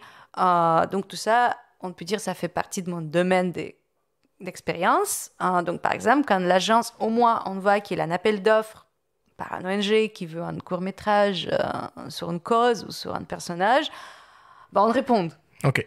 Donc dans ce cas-là, si on le gagne, il y a une discussion sur le budget, on les explique. Non, d'abord, on les écoute. Donc là, le client sort tous ses rêves de storytelling, tout ce qu'il veut avoir. Et ensuite, il nous donne les indications du budget qu'il possède. Et donc, là, parfois, c'est la douche froide. Ça dépend. Il y a des clients qui sont vraiment ouverts et qui donnent le carte blanche. Notamment, j'ai fait ce printemps, j'ai travaillé pour FIDH, Fédération internationale des droits de l'homme, sur le crime contre l'histoire en Russie. Et c'était une magnifique carte blanche que l'ONG m'a donnée parce que je suis aussi russe et que ça fait partie de mon expérience personnelle et professionnelle. Donc, j'étais vraiment libre de travailler sur le sujet, sachant que j'avais quand même une tâche dure d'illustrer un rapport de 76 pages. Il le racontait dans la manière cinématographique pendant 8 minutes, je pense qu'on a fait à la fin. Donc, effectivement, on n'a pas raconté toutes les histoires des rapports, comme vous aimez bien. Parfois, tu as raison, il y a des clients qui rêvent d'un truc à la Netflix, mais qui possèdent très peu. Et là, j'ai envie de donner aussi un conseil aux gens qui démarrent dans le métier. Si vous ne sentez pas faire, n'ayez pas peur à refuser. Si vous sentez que c'est très mal payé, n'ayez pas peur à refuser parce qu'en fait, ça vous dégage le temps pour un autre client qui viendra vers vous pour une somme correcte. Est-ce qu'il y a des thématiques actuellement qui portent? On voit beaucoup de sujets sur le climat. Est-ce que des agences, par exemple comme Nour, qui sont très engagées aussi, vont sur ces terrains-là qui peuvent être vus comme des nouveaux terrains finalement de guerre aussi? On parle de future guerre de l'eau. Bon, il y a peut-être une guerre du climat à l'heure actuelle. L'un de nos cofondateurs, Kadir van Lohausen, un photographe et aussi cinéaste hollandais, ça fait déjà plus d'une dizaine d'années que Kadir dit ça, et Kadir était aussi tout ce qu'on appelle photojournaliste, photographe de guerre, et déjà en habitant aux Pays-Bas où il a un énorme problème de descente des terres dans la mer, donc il s'est rendu compte que c'est peut-être aussi le moment de travailler chez soi. Il vient de sortir un incroyable livre qui est vendu déjà, mais je pense qu'il va être republié. Pour l'instant, c'est en anglais, ça s'appelle After Us, The Deluge. Donc, il est tout à fait d'accord avec ta formule. La nouvelle ligne de front, c'est l'environnement. Moi, pour l'instant, je suis quand même très centrée sur mes chères thématiques comme torture, mais je participe au projet commun qu'on fait au SWAT de Nour qui parle d'environnement, tout à fait. Il en a ce projet? On est en train de le faire, il n'a pas encore le nom. Mais il a un projet collectif en cours qui parle des thématiques d'environnement. Alors on le voit, le métier de reporter de guerre évolue beaucoup et il est de plus en plus difficile d'en vivre exclusivement. Cependant, cette profession fait toujours rêver et intéresse toute une nouvelle génération de jeunes photographes. La preuve en est avec les premières rencontres Nikon organisées cette année à Bayeux entre des professionnels du métier, dont toi, Olga, et des jeunes photographes. On écoute Lionel Charrier, le directeur photo du quotidien Libération, qui a participé aux tables rondes et aux lectures de portfolio. Ça me plaît, c'est toujours intéressant d'accompagner comme ça des regards naissants. Un constat un peu clair, c'est qu'ils sont quand même très empreints de plein d'images, d'images assez fortes, avec beaucoup de références. Mais après, au moment de construire un sujet, c'est pas facile. Les sujets étaient plutôt bien. Au départ, la chose la plus difficile, c'était déjà ça, choisir quel sujet et pourquoi on le fait. Donc là, c'était quand même pas mal. Le sujet était assez bien défini. Mais en revanche, pour la mise en forme et la mise en narration de leurs propos, c'est pas évident. Je pense vraiment que je les ai aidés à comprendre pourquoi des choses qui marchaient pas, et où est-ce qu'ils se perdaient, pourquoi à faire parfois trop d'esthétique, tuer un peu l'émotion.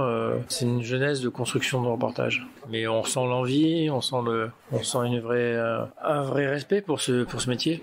C'est quand même un moteur d'avoir envie de démontrer, d'avoir envie de peut-être parfois de faire changer les choses. Moi, je vais pas arriver comme un vieux con en disant mais ça sert à rien, de toute façon ça changera pas. Non, ils posent leur regard, ils ont envie de raconter des histoires. T'es là aussi pour leur apprendre à mieux les raconter. C'est toujours compliqué de mettre le curseur entre les mettre en garde et en même temps leur laisser le loisir de se planter de manière saine et pas dangereuse, mais de tester, parce que c'est comme ça que ça marche aussi. On écoute maintenant les témoignages de 2 étudiants de l'école Spéo, Cyrus, 23 ans, et Antoine, 20 ans, qui ont soumis leurs travaux pour avoir un retour en direct de professionnels. Présenter aux lecteurs de portfolio mon projet qui est sur les greffes d'organes. Je fais vraiment des reportages qui sont dans l'action, mais sur à court terme. Et en fait, c'est un peu entre le photodocumentaire et le photojournalisme hard news. Et ces lectures de portfolio, en fait, ça m'a permis vraiment de trouver une accessibilité qu'on n'a pas au quotidien avec ces gens-là. C'est vraiment le but des lectures de portfolio en général, mais je l'ai retrouvé encore plus ici, c'est que les gens sont vraiment accessibles, ils sont là à notre écoute. Et en même temps, nous, on les écoute et on a un retour très professionnel parmi les intervenants. Et on a des conseils qui sont vraiment très très personnalisés. C'est des conseils qui sont pour nous, qui sont utiles et qu'on va réutiliser forcément plus tard. J'en sais pas autant à apprendre, mais ne serait-ce que, ça peut paraître anecdotique comme ça, mais pour les reportages à l'étranger, dans la table ronde, ils ont parlé ne serait-ce que de la communication numérique et du fait qu'on pouvait très vite trouver avec nos smartphones, ensuite. J'en avais conscience plus ou moins, mais à ce point-là, en fait, je m'étais jamais posé les vraies questions sur ce sujet-là. Et du coup, j'ai beaucoup appris en très très peu de temps, ça a duré même pas 10 minutes, les réponses sur ces questions-là, mais je crois que c'est vraiment la chose qui me donne l'impression d'avoir le plus appris aujourd'hui. Olga, tu as participé à ces tables rondes et à ces lectures de portfolio. Est-ce que tu es rassurée sur la jeune génération qui arrive ? Justement, quand je disais tout à l'heure, les étudiants qui étaient très forts, parmi ces étudiants très forts que j'ai rencontrés, c'est les 2 là qui viennent de témoigner, chapeau. Ils évoquent un petit peu avec surprise finalement l'importance d'être formés par rapport à toutes les nouvelles problématiques de surveillance sur le terrain, avec les smartphones qui peuvent être espionnés ou ce genre de choses. Est-ce que toi, tu te formes régulièrement pour être en phase avec toutes ces nouvelles technologies et finalement parer à toute tentative de part des gouvernements hostiles ou des régimes hostiles de se faire repérer ? Par exemple, hier, quand j'ai rencontré mon producteur sur un projet en cours sur qui je ne peux pas encore donner plein de détails, justement pour toutes ces raisons, on a dû clairement se dire qu'entre nous, il y a une compétence qu'on ne maîtrise pas et qu'on ne maîtrisera peut-être jamais et qu'il faut aussi un autre membre de l'équipe, c'est-à-dire qu'on a besoin de vérification des images, d'archives qu'on reçoit des zones de guerre en question sur laquelle on travaille en ce moment. Et c'est vrai que là, je ne me sens pas à faire juste une petite formation. C'est vrai qu'une fois, dans quelques années, j'ai fait une formation qui s'appelle, en anglais, HIFAT, donc c'est Hostile Environment and First Aid Course. Donc c'est ton comportement dans l'environnement hostile et les astuces des premiers secours. C'est-à-dire savoir où se cacher, les parois auxquelles on peut faire confiance, comment porter ses vestes. En fait, normalement, ces cours, ils sont menés par l'ex-militaire. Donc, je le fais une fois avec ex-militaire anglais et l'autre fois avec l'ex-force spéciale canadien qui passe après la retraite aux civils et qui forme en fait les journalistes dans les conditions. Souvent, c'est aussi la reconstruction en fait des conflits et souvent, c'est centré sur le terrain où tu te trouves où les militaires avaient l'expérience. Donc, par exemple, les Anglais, vu qu'il était proche de la retraite, il évoquait souvent la guerre des Falklands. Et les Canadiens avaient beaucoup d'expérience en Afrique. Donc, c'est souvent très intense, c'est 5 jours. Et tu es mis en condition d'enlèvement, des tortures. Mais c'est vrai que plus en plus, moi, je n'ai pas encore fait le mise à jour de ce cours. C'est vrai que plus en plus, ces cours sont ciblés sur la sécurité numérique. Cybersécurité. Ouais, et tu conseillerais aux jeunes de le faire quoi qu'il arrive, ce cours, de se former, c'est indispensable pour aller sur le terrain? Moi, je trouve que c'est sincèrement indispensable. Après, ça coûte très cher, mais il existe plein de bourses qui t'aident en fait à financer, notamment un partenaire depuis très longue date des prix Bayeux, c'est Rory Peck Trust en Angleterre, pour n'importe quelle nationalité. Et je pense que c'est vraiment indispensable. Moi, ça m'a beaucoup aidé et je le fais en fait après avoir été dans les conditions où il me manquait. Donc, il faut plutôt faire à l'envers.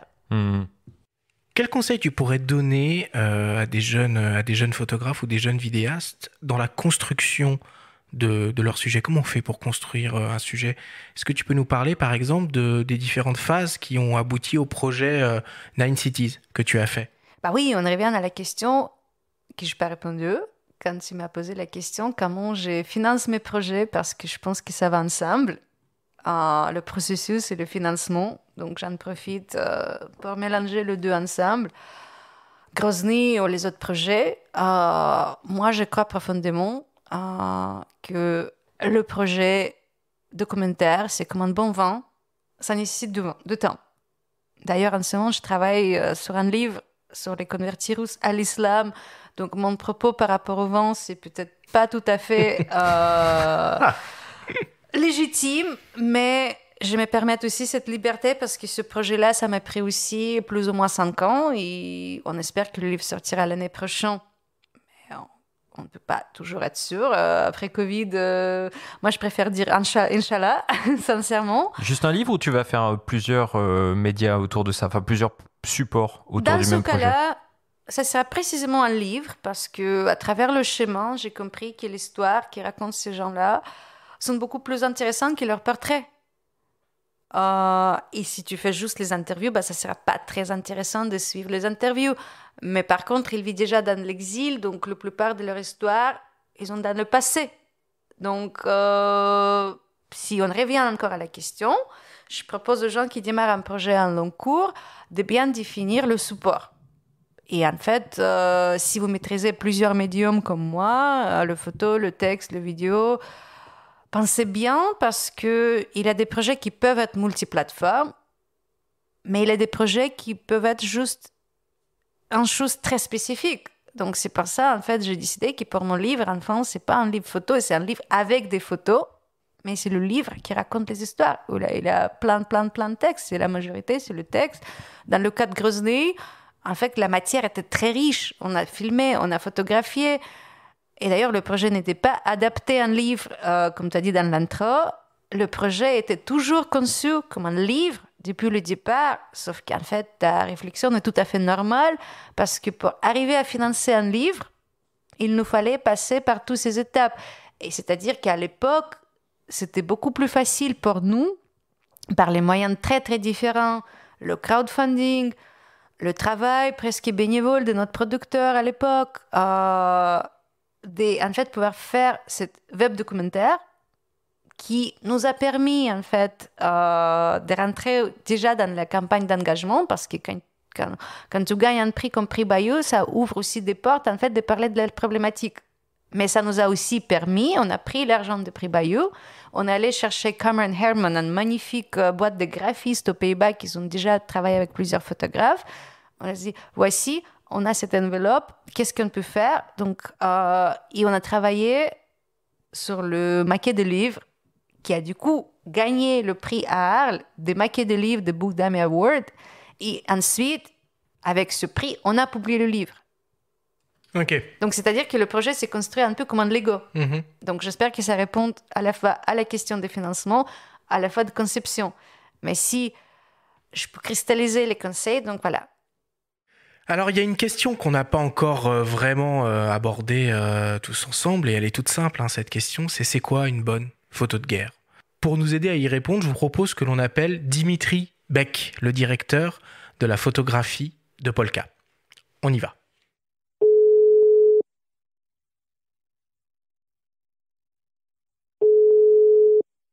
Oui, allô.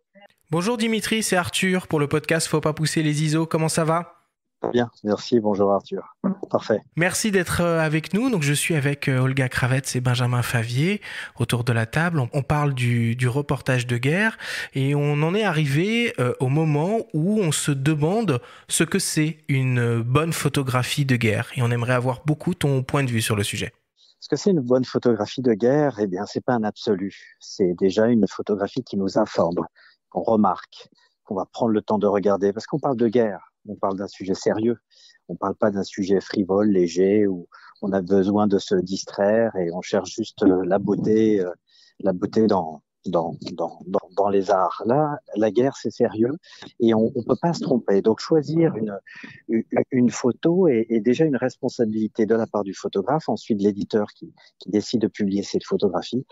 Et c'est toujours un grand questionnement de savoir quoi publier, comment le publier. En fonction de la situation, le choix de la photo de guerre va être différent. Est-ce qu'on montre un drame, quelque chose qui est jugé particulièrement inacceptable? Je pense par exemple à cette photographie qui avait été publiée, je crois que c'était même une capture d'écran d'une vidéo qui a été publiée en une du journal Libération avec cet enchevêtrement, enlacement de corps morts d'enfants, oui, suite à l'utilisation d'armes chimiques en Syrie. Un bombardement, je crois que c'était peut-être dans la Ghouta, mais bon, à vérifier l'information. En tout cas, cette photo qui a été publiée, ou cette capture d'écran, je crois que c'était peut-être en 2013, choquante. Et quel choix de la part d'un journal, d'un quotidien comme Libération de montrer cette horreur-là.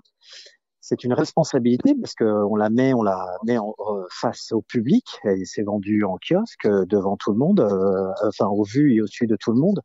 Mais c'est un signal fort qui est passé, c'est qu'on vous montre quelque chose, un point, et d'ailleurs Obama avait dit c'était la ligne jaune à ne pas dépasser. Finalement, les Américains ne sont pas intervenus, mais là, avec cette image, on montrait quelque chose qui était plus qu'inacceptable et qui était une preuve de l'utilisation d'armes chimiques sur des civils. Ces images-là, on les montre pas régulièrement. C'est une photographie, c'est une image de guerre, mais on peut pas faire une surenchère et montrer tous les jours, toutes les semaines des photographies comme celle-ci. Quand on en montre une, c'est qu'il y a un événement qui est à la hauteur c'est qu'il y a une photographie qui montre qu'on est à la hauteur on doit être à la hauteur de ce qui s'est passé. Quelque chose d'extraordinaire. D'extraordinaire, absolument. Et finalement de pousser à la fois le public à réagir, de ne pas accepter peut-être d'ailleurs cette image-là, d'être choqué, et puis parfois aussi les politiques. J'ai le souvenir aussi de cette photographie qui a d'abord été virale sur les réseaux sociaux de ce petit garçon qui s'appelait Elan, qui avait à peine 3 ans, qui a été retrouvé mort sur une plage à Bodrum en Turquie. Un petit garçon syrien qui a été jeté comme ça, qui est tombé naufragé à la mer, qui était avec son père et qui a été retrouvé mort sur la plage. Cette photographie-là aussi, il y a une responsabilité. Elle a beaucoup choqué. J'ai eu des conversations avec des gens du public, des gens qui ne sont pas du tout du métier, qui disaient on ne peut pas montrer ce genre de choses. Et après conversation avec eux, c'était leur expliquer mais au moins vous avez réagi. Et d'ailleurs, c'est une des rares photos ces 10 dernières années qui a contribué aux politiques, qui a poussé les politiques et les Européens à réagir, à prendre des décisions vis-à-vis de ce qui était en train de se produire en termes de déplacement migratoire dans les différents pays européens et d'essayer de tenir compte de cette réalité-là. On peut dire que rien n'a changé depuis, parce que la situation en Syrie n'a pas évolué, mais il y a une prise de conscience de la part à la fois du public, de l'opinion publique et aussi des politiques qui doivent répondre parce qu'ils ont une responsabilité aussi face à ça. Donc choisir de telles photos, on les choisit occasionnellement. Après, il y a des photos qui informent, qui montrent, on doit montrer quelque chose. C'est pas juste choquer, prendre des belles photos qui ont des belles explosions, un obus qui est sur le point de frapper une maison et le photographe était au bon moment, il a réussi à saisir un arrêté sur l'image de cet obus qui va frapper un immeuble. Oui, ok, c'est une prouesse, mais si on utilise cette photo-là, c'est pour faire un récit, raconter quelque chose. La priorité, c'est quand on montre quelque chose, on sait pourquoi on le montre quand il s'agit d'une guerre. Qu'est-ce qui est nouveau? Une photo doit apporter aussi une preuve dans des situations de guerre et ne pas juste impressionner et apporter une dynamique dans une double page ou en couverture. Il y a une vraie responsabilité, beaucoup plus que quand on est dans la mode ou dans d'autres secteurs d'activité ou de publication de la presse. Oui, Dimitri, tu parles de responsabilité et en tant que directeur photo à Polka, comment tu t'assures qu'une image qui te parvient, pas forcément d'ailleurs d'un reporter établi, va être une bonne source, va être crédible, va être digne d'être publiée? Et d'ailleurs, j'aimerais aussi qu'on ait un petit peu ton avis par rapport à la polémique récente sur le sujet de Jonas Bendixen présenté à Visa, qui a été finalement monté de toutes pièces. Il l'a dit lui-même après coup. Alors déjà, pour nous, on est un trimestriel, donc on a le temps des choses. On n'est pas pris à la gorge par le temps. Être obligé de mettre une photographie avec un bouclage qui est parfois dans quelques heures ou en quelques minutes, et il y a quelque chose qui se produit. Nous, on a un peu le temps de la réflexion. Donc je dirais d'une certaine manière, c'est plus facile. Ce qui est difficile, c'est d'être capable de mettre en perspective un conflit, parce que comme on est dans le temps long, l'image ou les images que l'on choisit, nous, à Polka, quand on a parlé plusieurs fois, on a parlé de la Syrie, régulièrement on revient sur le drame migratoire, les exils, les morts et ainsi de suite. Il faut toujours raconter une histoire. On est toujours dans un récit. Et on n'est pas dans la surenchère de la dramatisation. On se doit de poser le débat.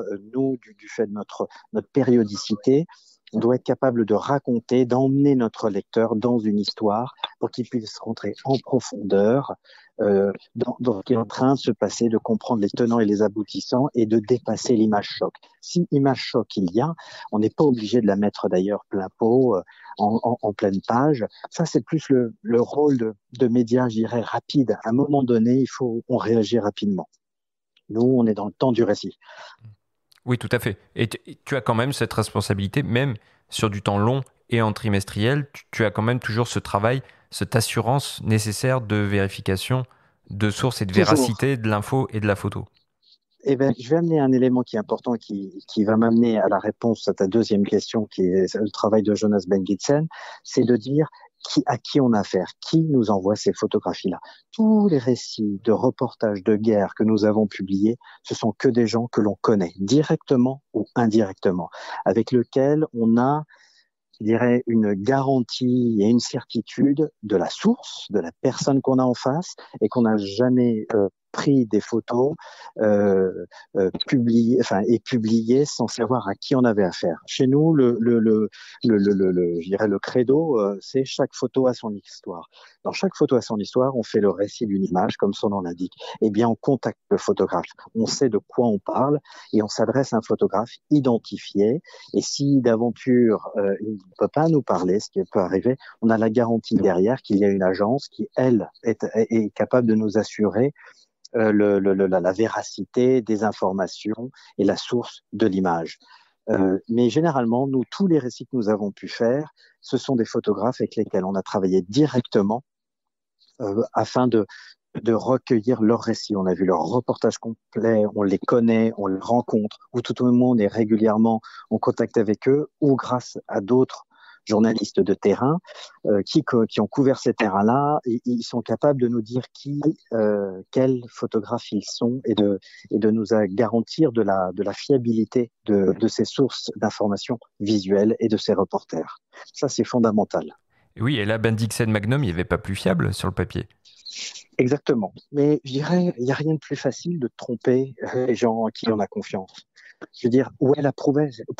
De nos jours, il n'y a rien de plus facile d'être dans la manipulation, de faire croire et d'avaler des vessies pour des lanternes à qui on veut. Les outils technologiques nous sont accessibles et même gratuits aujourd'hui. Donc on sait qu'on peut le faire. Jonas Bendixen, certes, il avait une intention, il a vu prouver quelque chose, très bien, mais désolé, il y a plein de gens qui sont passés avant lui qui font déjà ça.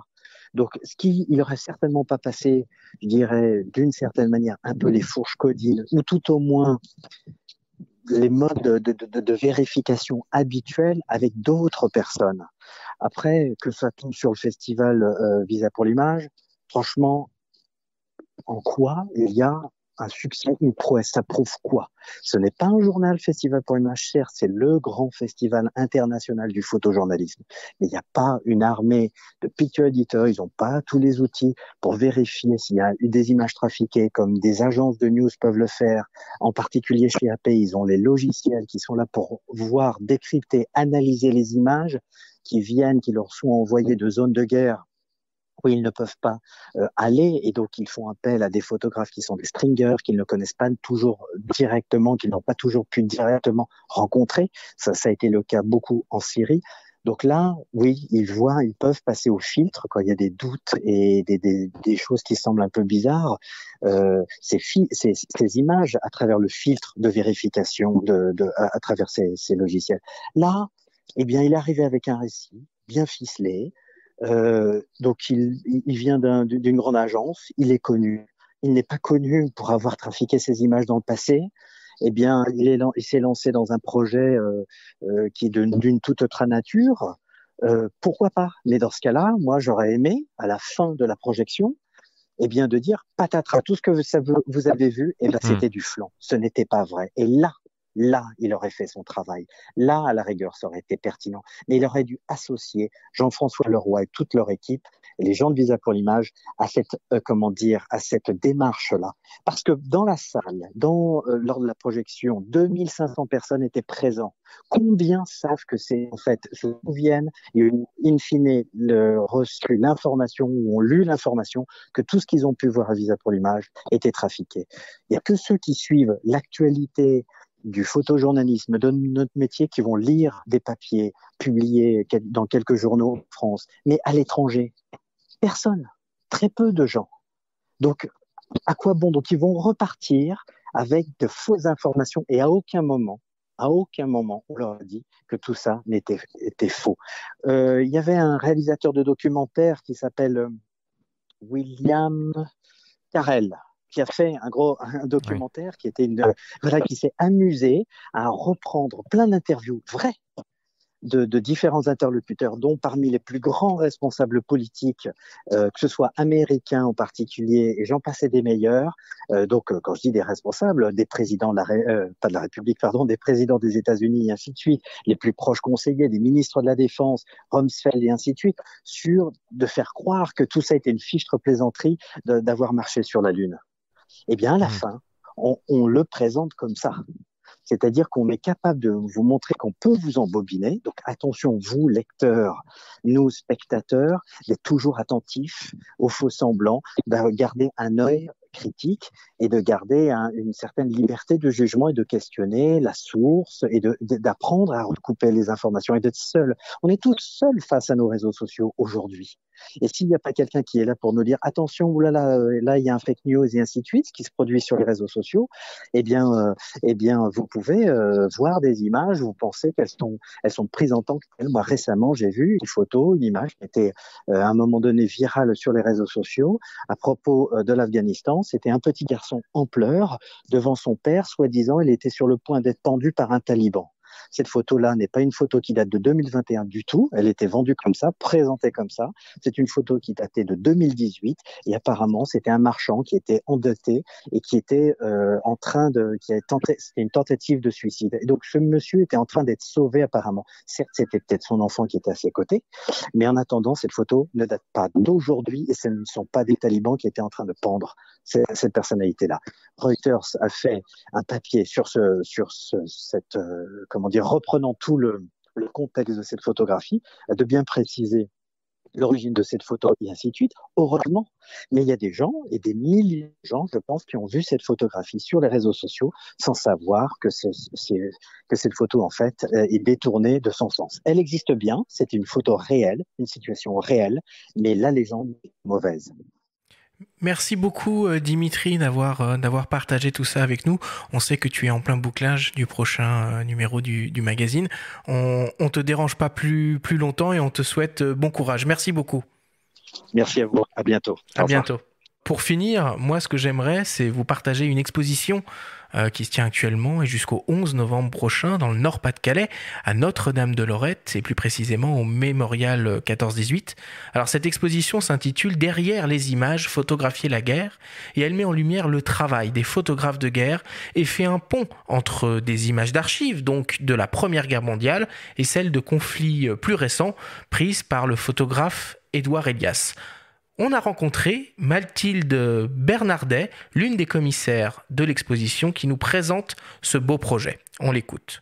On va retrouver des photographies d'époque, donc des photographies qui sont au départ sur plaques de verre, qui ont été numérisées par le CPAD, agrandies souvent, qui sont d'une extraordinaire qualité. Les photos, on les a sélectionnées pour qu'elles soient cohérentes avec le parcours permanent du mémorial qui présente la Première Guerre mondiale dans le Nord et le Pas-de-Calais. On retrouve essentiellement des photographies de ce secteur-là. On présente aussi des thèmes qui ne sont pas forcément mis en avant dans le musée, comme les temps de repos, le cantonnement, les temps de détente ou le patrimoine détruit.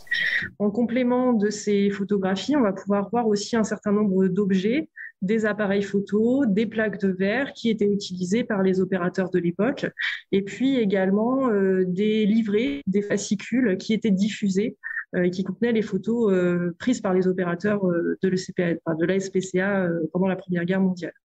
Il y a le travail qui est fait sur l'instant pour témoigner d'une actualité, mais il y a le travail aussi, comme on vient de l'entendre, et comme l'illustre aussi l'œuvre d'Édouard Elias, qui est fait pour rester et perdurer à travers le temps. Est-ce que tu y penses quand tu travailles à ça, à ce que tu vas laisser, à ce que tu vas léguer comme témoignage historique? Je pense que c'est important aussi de savoir que parfois les photos n'ont pas l'effet immédiat. Je m'inspire notamment beaucoup du cas de Tim Harrington qui a malheureusement péri pendant la guerre de la Libye. Tim était basé pendant des années à Libéria. Et il a raconté dans ses discours publics, malheureusement, je n'ai pas eu la chance de le connaître personnellement, parce que c'est vraiment quelqu'un qui m'a inspiré infiniment. Déjà, c'est lui, pour moi, qui était première à vraiment briser les frontières entre le photo et le vidéo et faire l'installation incroyable sur plusieurs écrans, en même temps sortir les bouquins. Vraiment être multicasquette dans le meilleur des sens. Donc Tim a beaucoup parlé aussi de Tim aussi a beaucoup parlé dans ses discours publics de ses échecs très ouvertement, et parfois tout ce qui vous paraît l'échec sur court terme, ça peut être aussi une réussite sur le long terme. Donc notamment quand elle était basée à Libéria, justement à l'époque, ça valait le coup de démarcher les éditeurs et proposer les sujets, sauf que personne était très intéressé par tout petit pays qui est Libéria en pleine guerre civile. Donc, il a beaucoup parlé de sa frustration, mais permanente au quotidien, quand tu cours. Il s'est publié très peu. Bon, éventuellement, ces photos ont servi le Cour pénal international quand il y avait le tribunal sur la guerre de Libéria. Donc, j'espère qu'un jour, il y aura quelque chose dans le même genre, notamment sur la Tchétchénie. Comme je vous ai dit, même au début, il y a plein de questions non résolues, plein de questions de responsabilité et les crimes de guerre commises qui n'étaient pas enquêtés. Donc, si un jour, même après que je suis en vie, ça arrive aussi à mes photos, ça sera un rêve, quoi. Merci Olga. Je vais mettre un terme à cette discussion, à ce grand débat sur le reportage de guerre. Il est temps de passer au débrief.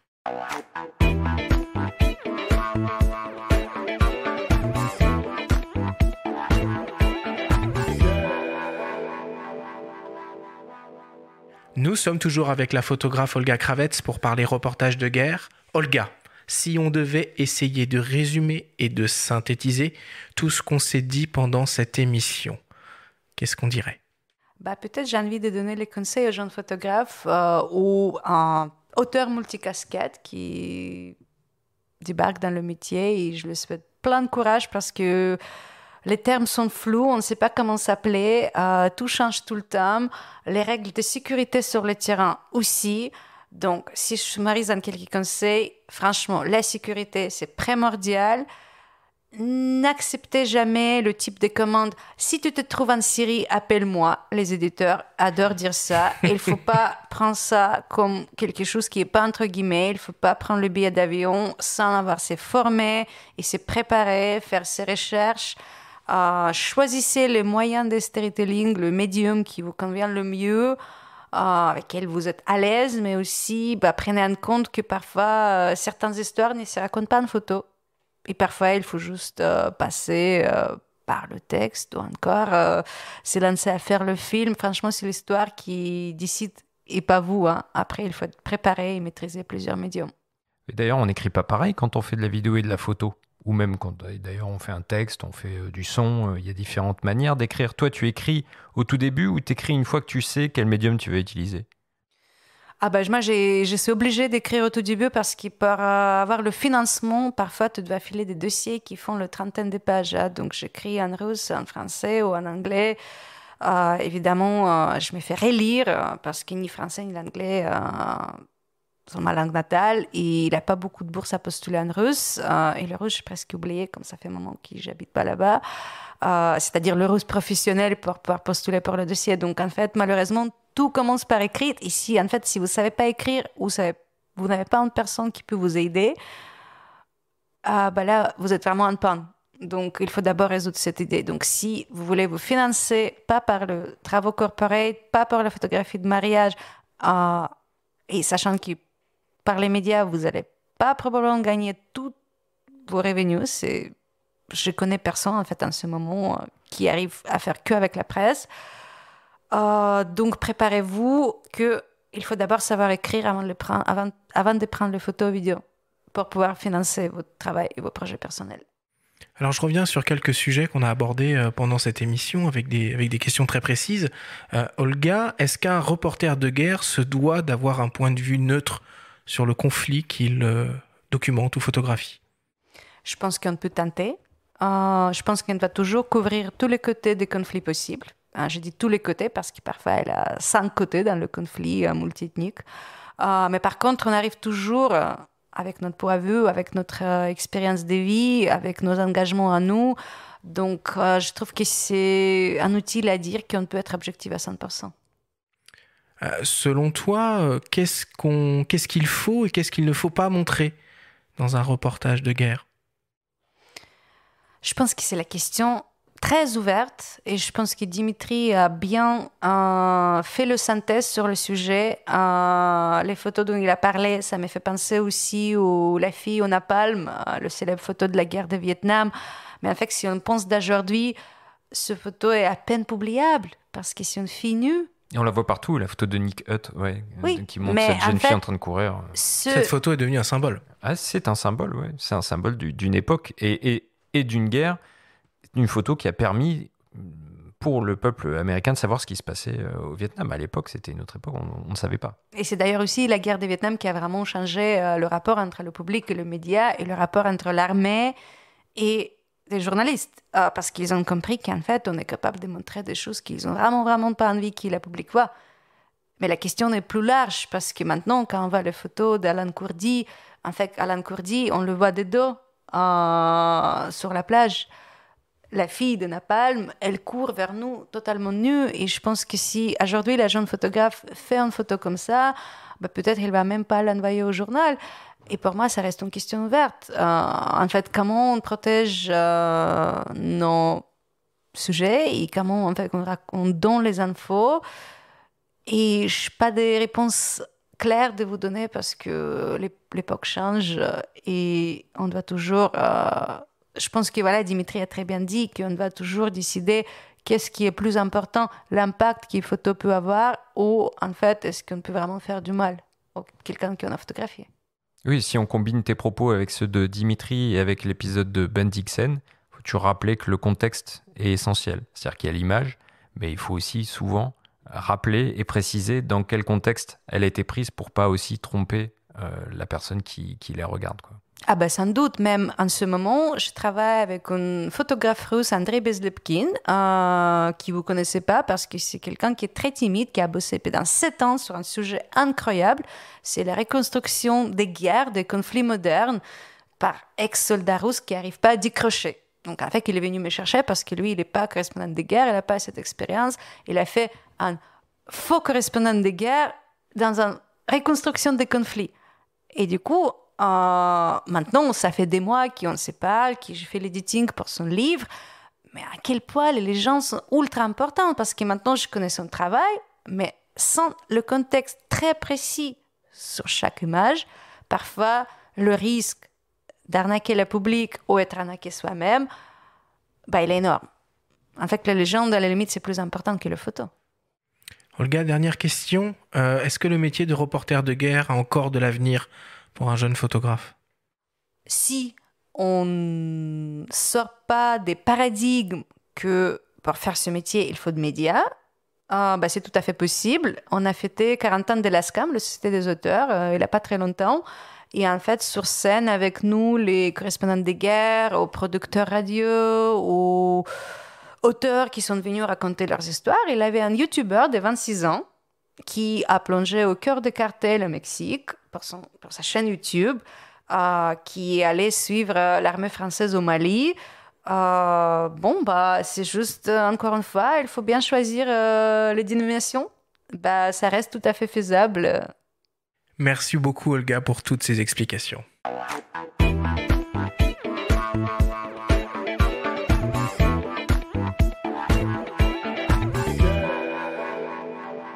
Il est temps maintenant de passer à la dernière partie de cette émission. Je vous propose de passer au désormais traditionnel quiz.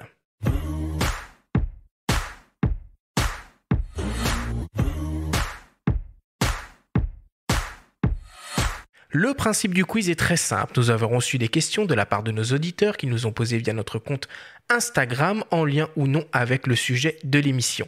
Nous en avons sélectionné quelques-unes et tu vas avoir seulement 30 secondes et pas une de plus pour essayer d'y répondre le plus clairement possible. Est-ce que les consignes sont claires? Oui. Alors, on y va. Première question qui nous vient d'un dénommé Johan. Quel est le reportage ou le sujet que tu as toujours rêvé de faire sans pouvoir y parvenir? En fait, je suis passionnée par les documentaires sur les animaux, sauf que c'est un métier à part pour se former d'être chef-op sur le film comme ça. Il faut refaire les études. D'accord, ok, donc une carrière de vidéaste animalière un peu mise à côté, quoi. Écoute, je sais que je vais pas le faire, mais ça me passionne, du coup je regarde le travail des autres. Du coup, tu pourras regarder celui de Laurent Balesta, mais tu dois connaître. Oui, il est incroyable. Évidemment, ouais.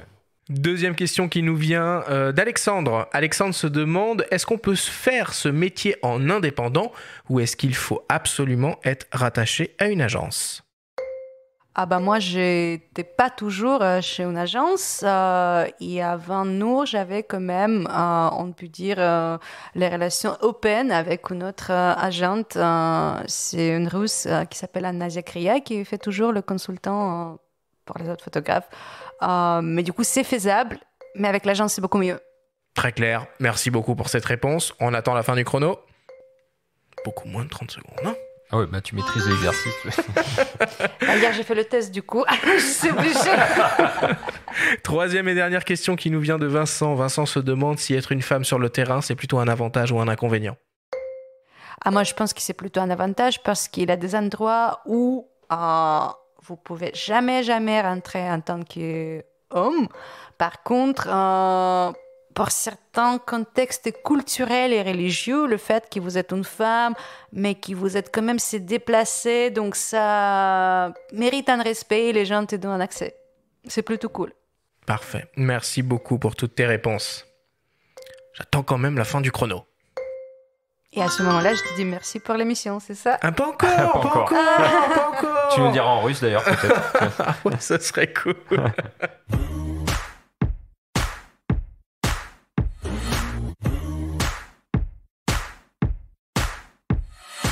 Nous voilà désormais à la fin de cette émission. Olga, c'était un vrai plaisir de t'avoir avec nous aujourd'hui. C'est un plaisir partagé. Merci pour cette invitation. J'espère que je peux répondre notamment aux questions des internautes.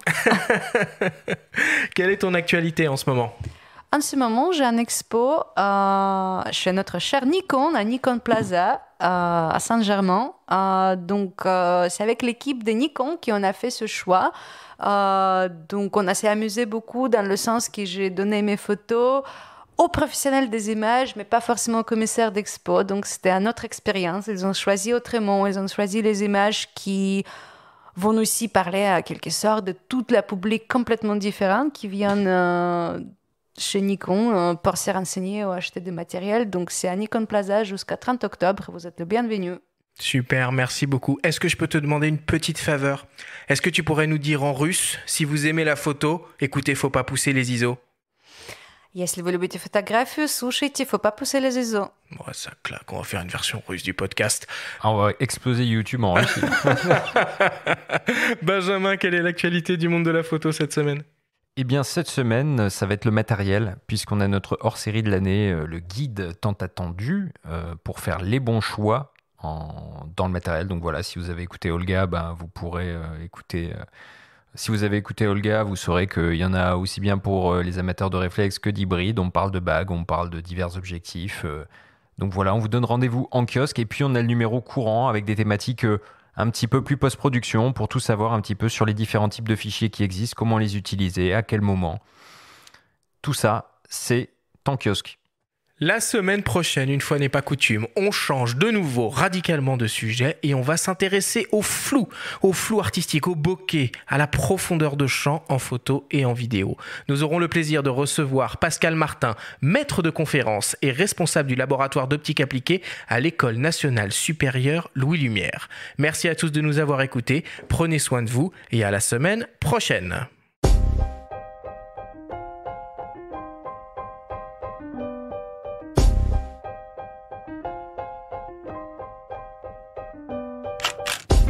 C'était Faut pas pousser les ISO, le podcast entièrement dédié à l'image pour tous les passionnés de photos et de vidéos. Cette émission vous a été présentée par Nikon, partenaire de la 28e édition du prix Bayeux des correspondants de guerre. Abonnez-vous à notre chaîne et retrouvez l'intégralité de nos émissions depuis toutes les plateformes comme Spotify, Apple Podcasts, Google Podcasts, Deezer, Amazon Music et YouTube. Rendez-vous jeudi prochain pour un nouvel épisode. D'ici là, faites de la photo et n'oubliez pas, faut pas pousser les ISO.